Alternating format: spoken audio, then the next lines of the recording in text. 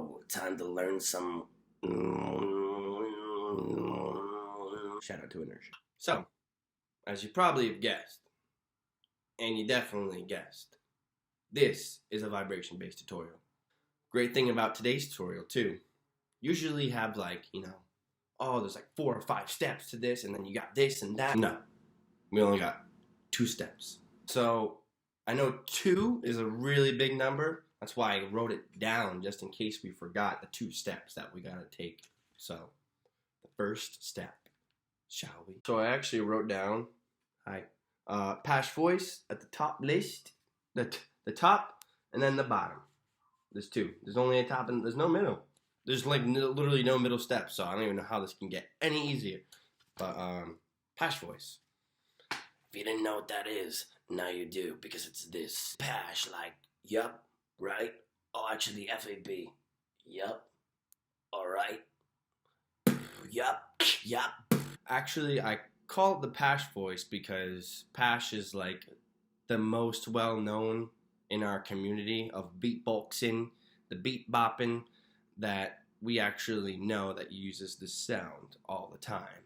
But outside of our community, I believe the first one to start using this voice was Red, the homeless beatboxer. So I don't know how to explain this sound super well, but I compare it to like that little dried up thing in SpongeBob that's like this thing. Chocolate.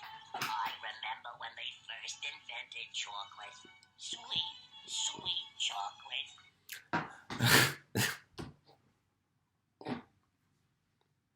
I remember when they first invented chocolate.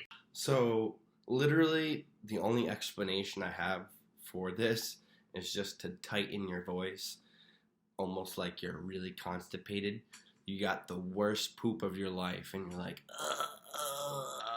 And then here's where you implement some throat singing techniques to actually improve this one step. It's still just one step. So I'm going to compare this to just regular throat bass. Did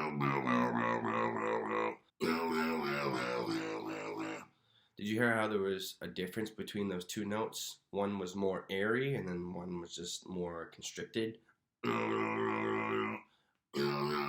It's almost like applying a filter effect to your bass. And how you would do this is just whispering a little bit just on top of it. So, for example, oh.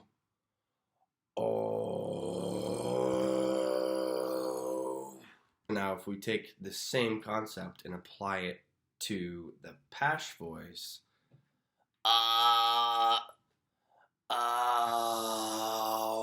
yeah, alright, now it sounds a little bit better and not like this, like I'm constipated. So if you're anything like I was in the past, and you're just like, oh, I can't get that first step, let's just go and skip the rest of the video and see what else he has to offer. Well, don't, because it's the most important part. You're going to need that voice because there's only 2 steps.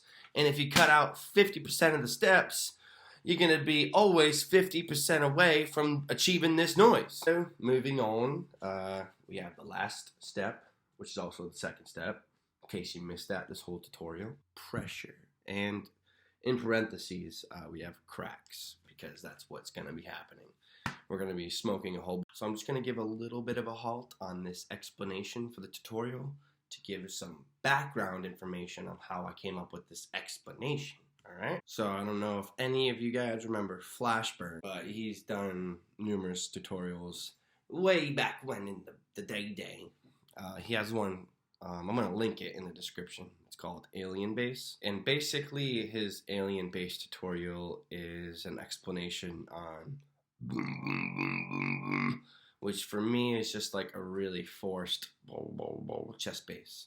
But his explanation on this actually helped me get vibration bass, which is funny because that's not what the tutorial was on. So he basically explains to us that you want to search for some cracks in the bass that he's explaining, which I can't quite remember, but I think he's telling us to do like the type voice. And for me, when I search for a crack in that voice, it comes out to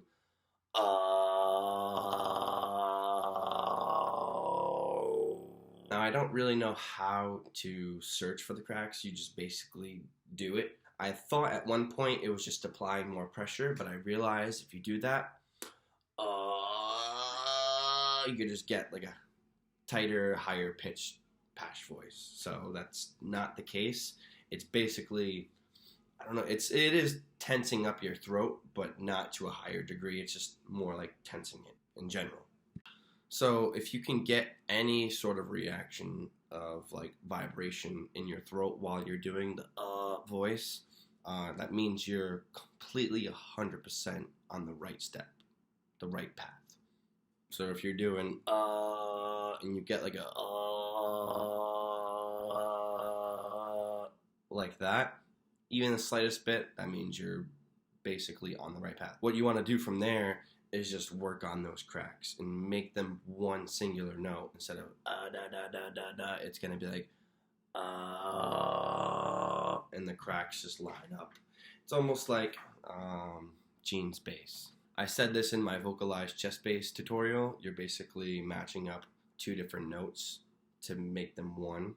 So in this case, you're matching up with the I don't think you can do the cracks by themselves. I've tried that, which is crazy. I don't think it's possible. Because you can hear when I'm doing just the cracks, you can hear the underneath it. So yeah, that's basically it. It's just that two-step process. I know it sounds easy, but I've met plenty of people who can't do the first step, the Pash voice, and then vice versa. I met people who can do the first step, but they can't get the cracks. So it is something you're going to have to practice and grind a lot, so just be ready for it. Lastly, though, I just wanted to add some tips in case you already do know how to do vibration bass and you're watching this. With any sound I find, I feel like it's really pertinent to practice it in as many ways as you possibly can. And by that, I mean I've met people who do vibration bass, but they only do it open mouth. When you also have another tool, you can use it closed mouth, and that's just as hard. And if you don't ever do it, it's gonna not be as consistent. And it also provides some different tones. Also, over the years of practicing and messing around with this bass, I've noticed that it's most effective to use this bass while your voice is completely relaxed. And that's actually why I don't use this on stage, because I get really worked up and it comes out like poopy, pretty much. For example, let's say I tense up as much as possible.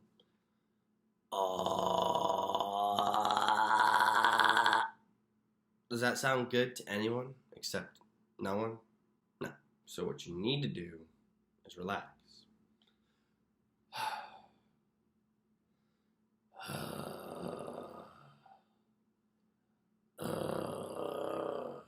I've found that the more relaxed your voice is, the lower you can bring any of your throat basses. Last thing, I just wanted to include it in here because I noticed codfish has an interesting texture to it. It's like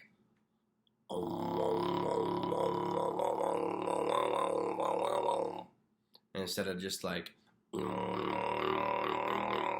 I actually messaged Jack about this, and I had my theory that he's doing nasal plus mouth at the same time.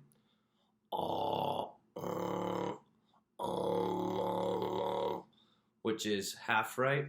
So basically what he's doing all nasal, but with an open mouth. And then he's shaping his mouth around the noise to create the effects. If that makes sense. So yeah, this concludes our tutorial for today. I hope you guys enjoyed it. I hope you guys got something out of it. As always, thanks for watching. Make sure you subscribe, like, share, all that good stuff. And yeah, signing out. You better duck, son.